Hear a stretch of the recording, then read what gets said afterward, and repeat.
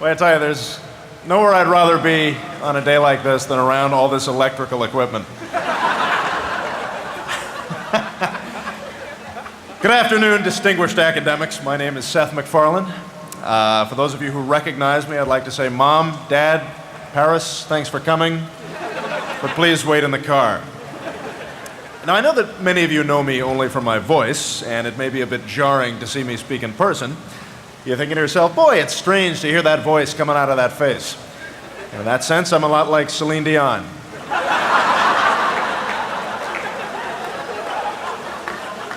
I'm not calling her silly looking, but if you meet her in person, I'll give you $1 if you can find her nose.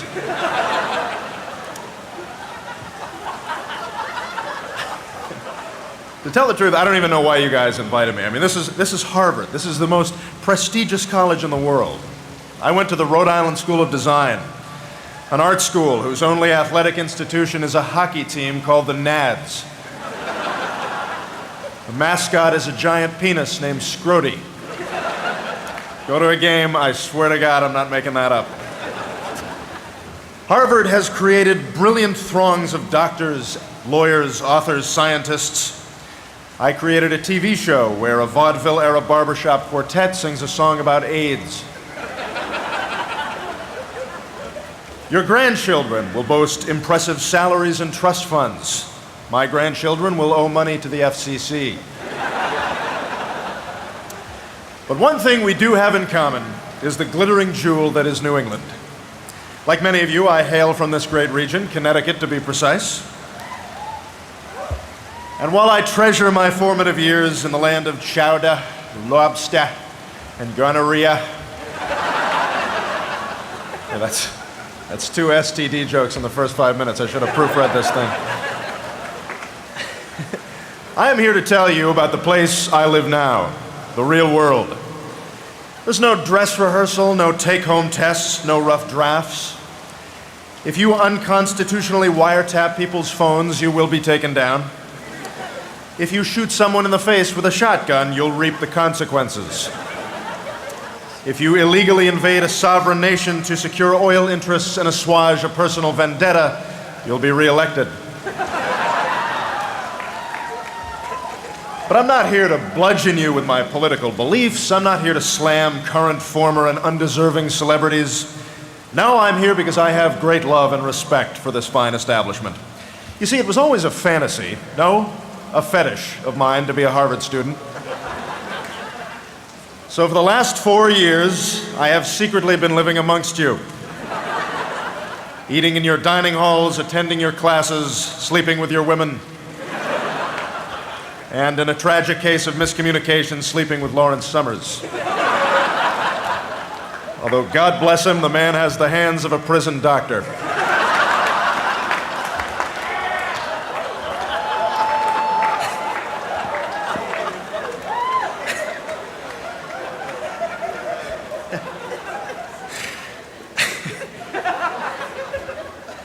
And what I've learned from my undercover expedition into your tributary civilization of advanced physics, law, biology, business, economics, and weed. I know it seems odd that would be a major, but it's actually very interesting. Classes are held at Cabot House. Dude, we live there, man. That's our house. That's what you sound like. What I have learned is that you like Family Guy. So I could stand up here and drone on for the next 15 minutes, but I know that's not what you want. You're like my mother in that you don't want to hear from me, you just want to hear the voices.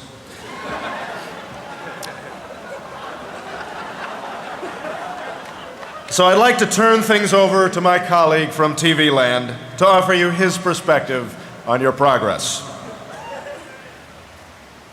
Greetings, citizens of Harvard.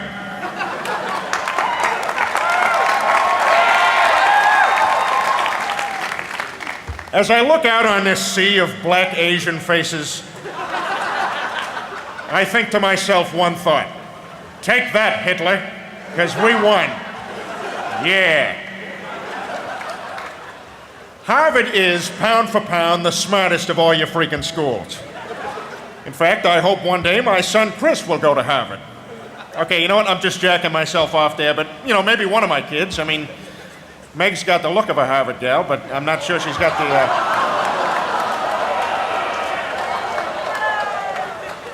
not sure she's got the brains going on. She'd probably do better at one of those real lesbian colleges like Smith or Yale. Now, I know all of you stuffier types are probably thinking, who the hell does Peter Griffin think he is, preaching to us? He didn't even finish college. Well, I can drink a case of Budweiser in 10 minutes flat. So stuff it up your dockers, Mr. Wadsworth Douchington V. But the rest of you seem like stand-up guys and girls. And tomorrow, you smart kids are going to be sitting there in your cool caps and gowns, looking like that owl on the Wise potato chip bags. I see you out there thinking, pondering, pontificating, using words like subterfuge, fuselage, and MSNBC. You remind me of many of the smart young people I know. Doogie Howser, Malcolm in the Middle, and Donatello of the Teenage Mutant Ninja Turtles. And we need more smart people like you, you know? I mean, I get into my car every morning and I think, how does my car work? What makes it move? I get in this thing and it just goes? How the hell does that happen? I don't understand. But you guys do. And for that, I walk in your fucking shadow. The next wave of great inventions is going to come from you guys. I mean, how many times have you said, I'd like some cheese right now? And before smart people came along, you had to wait for a cow to die and rot in the sun or something. But now, bam, aerosol cheese. Cheese that sprays out of like a paint can, you know? Whoever invented spray cheese had to have been a Harvard guy. Well, let's say you see a commercial for one of them Solaflex things and you want to order one so you can get in shape, even though everybody says you got to be gay to have a Solaflex, but I don't think you got to be gay to have a Solaflex. So you run and get a pencil to write down the phone number, and you trip and fall and hurt your knee. Well, before smart people came along, you had to sit there in pain just going,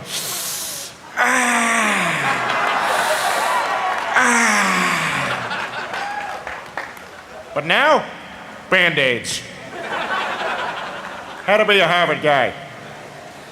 You know, I never stood in front of so many smart people before. Who knows? Sitting out there in our audience may be a future president of the United States. And when he's elected, you'll say, that guy? Barry? The guy who walked down the hallway freshman year with his nuts hanging out? He's the president now? The guy who crapped his pants at the fly club? And he didn't even go home after that? He sat there and had 4 more beers? And then he went home with that chick from Amherst?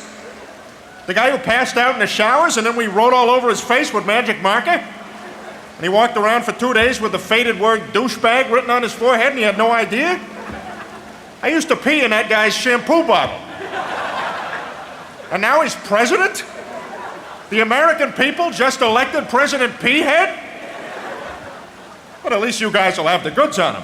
You can call him up and say, hey, President Peahead, I peed in your shampoo, so make me secretary or something.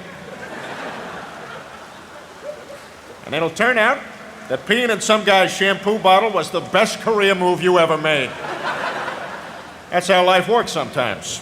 I like to think there are no dumb ideas.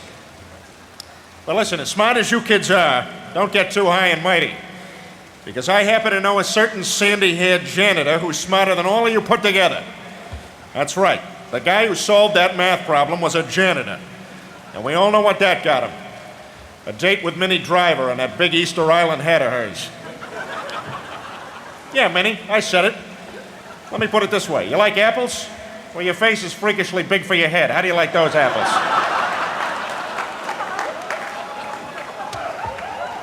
Man, that movie sucked. So I know most of you will be shipping off to fight the war in Iraq. And others will be doing missionary work in Africa. But remember, some of you, that Wall Street is still an option. Don't rule it out, because it is a noble profession. Goldman Sachs needs people too. And here's a tip for you. Digital. Just think about that. The future is going digital. I don't know what that means, but just remember who told that to you. Well, that's about it for me, because I got to run. TBS is showing that episode of Different Strokes where Arnold and Dudley get inappropriately touched by the guy from WKRP in Cincinnati. So I'm going to pass it over to Stewie. But let me leave you with this piece of advice.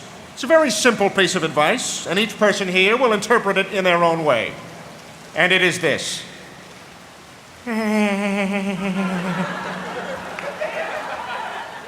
Good day to you.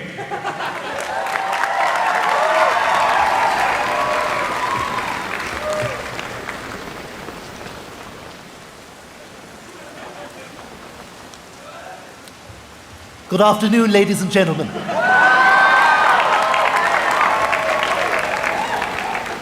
It is indeed an honor to address the denizens of the hallowed grounds of Harvard, where boys can be boys, girls can be girls, and those in between can create student groups to feel better about their lack of romantic options. So, it's one day before graduation. That's one more night to get that roommate to kill himself so you can get straight A's. You might want to remind him how he never got laid and how these were the best years. Tap him on the shoulder and remind him that his parents didn't come today, and if worse comes to worse, push him out the goddamn window. Now, I may not be the hippest cat in the world, but I do know something about the way you college students think. And I know who your heroes are. And at the top of that list is a fellow whom you regard as the very epitome of the cutting edge of cool. The trends that he sets, you follow without question. And when he opens his mouth, you young people take it as gospel. Of course, I'm talking about your precious paragon of current popular culture, the Fonz. Well, let me tell you this, he doesn't know everything. He drives a motorcycle, which is incredibly dangerous. He wears his trousers too tight, which inhibits sperm production. And friends, if you hit a jukebox with your fist, you're just going to break it. So suffice it to say, I know how your minds work. And I know what you're thinking on this day of your advancement into adulthood. You're wondering to yourselves, what can I expect from the outside world? Will I find my niche? What should I know about the vast territory that lies beyond the confines of my little subculture of textbooks, ramen noodles, coin-operated laundry, and TV shows that seem to think they can skate by with random jokes about giant chickens that have absolutely nothing to do with the overall narrative? The boys at South Park are absolutely correct. Those cutaways and flashbacks have nothing to do with the story. They're just there to be funny. And that is a shallow indulgence that South Park is quite above. And for that, I salute them. But to my point, what is out there? Well, I can't tell you all the correct paths to traverse, but I can tell you some things to avoid. Number one, don't get a tattoo of a Chinese character on your fanny if you don't understand the language. Tattoo removal services are making a killing off of people's stupidity because little Miss Individuality walks into the tattoo parlor and gets an Asian symbol she thinks means spiritual woman, but that she later finds out means sugar substitute. Number two, don't be taken in by idiotic popular songs that profess to be deeper than they are. Last year, Gwen Stefani released a little ditty entitled Hollaback Girl. A few weeks later, she was asked during an interview, "What does Hollaback Girl mean?" To which she replied, "What do you think it means?" So apparently, each one of us is invited to create our own translation for what she is saying to us. My translation is, hey Stewie, it's Gwen. Would you please send me a bird flu sandwich?"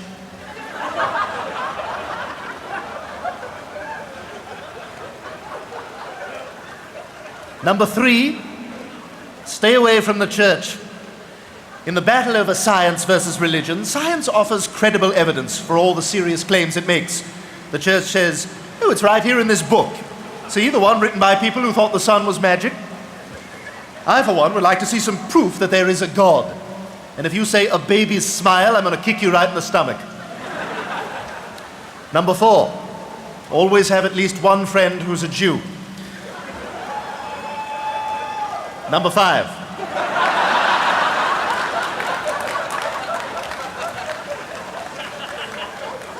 Do not create a television series about a group of people who crash land on an island if you don't know where you're going with it.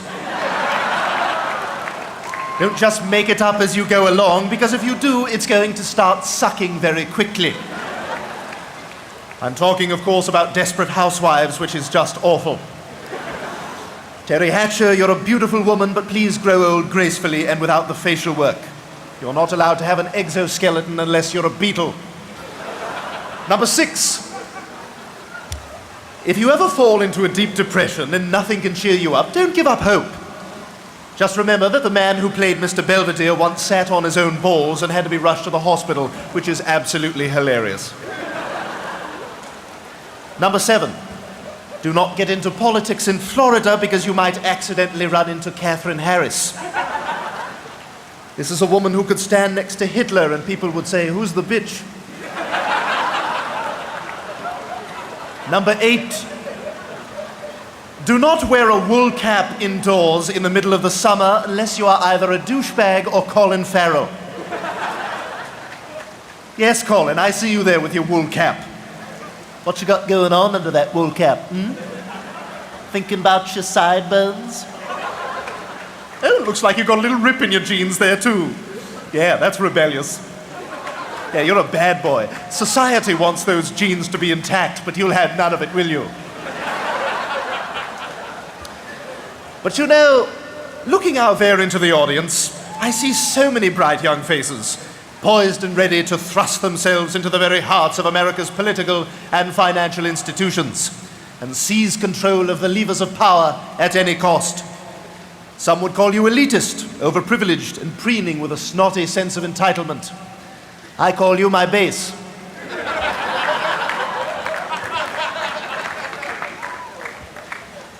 Now, I can see by the looks on your faces that some of you disagree with me. You think you can hold on to those lofty visions of a life of nobility? Still have your ideals, do you? Gonna use that big brain of yours to make a difference?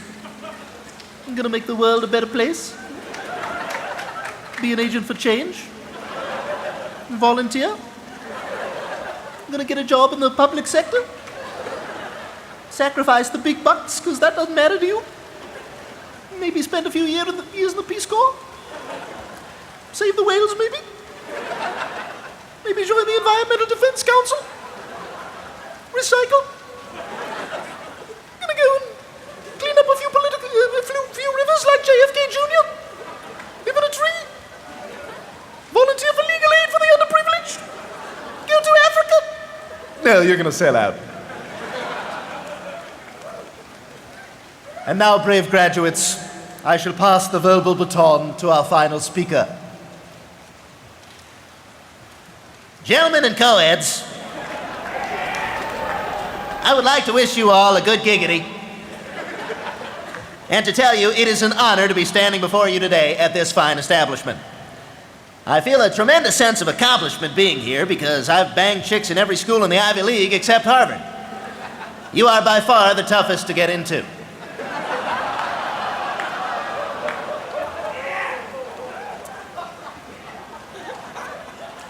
I'll keep my remarks brief today because I'm meeting 2 women and an animal handler at Hong Kong's in about 20 minutes. All right. Last time I was here, I had sex with a woman at the New England Aquarium, where it's fun to find out. In fact, when I come to Boston, I sleep with a different woman every night of the week, except Wednesday. Because in Boston's historic North End, Wednesday is Prince Spaghetti Day. I respect education, and I've drawn deep inspiration from the classics. As my favorite poet Henry Wadsworth Longfellow once said, "It's gonna tempt your tummy with a taste of nuts and honey. It's a honey of an O. It's Honey Nut Cheerios." And if I may, I would like to paraphrase Dickens, but instead of Christmas traditions, I am speaking today of vaginas when I say, "They have never put one scrap of gold in my pocket, but they bring a smile to my face, so therefore I declare them good."